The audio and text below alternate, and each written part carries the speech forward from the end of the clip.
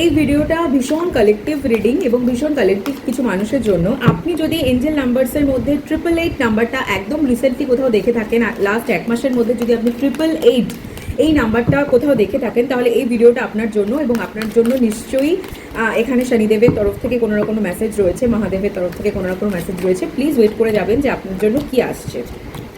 দেখুন, আপনার কারেন্ট সিচুয়েশনে আমি যেটা দেখতে পাচ্ছি, কোনো না কোনো কারণে আপনার হার্ট ব্রোকেন। আপনি you are feeling very stuck about something in terms of relationship. আর আপনি মানে সবসময় রিলেশনশিপের ক্ষেত্রে অত্যন্ত ওভার ইম্পালসিভ হয়ে যে কোনো ডিসিশন নেন। আপনি সেই ডিসিশনটা প্লিজ নেবেন না। আপনি যে ডিসিশনগুলো এরপর রিলেশনশিপের ক্ষেত্রে নেবেন, সেই রিলেশনশিপের ক্ষেত্রে আপনি বুঝতে পারছেন যে আপনার পার্টনার আপনাকে কিছু না কিছু লুকানোর চেষ্টা করছে।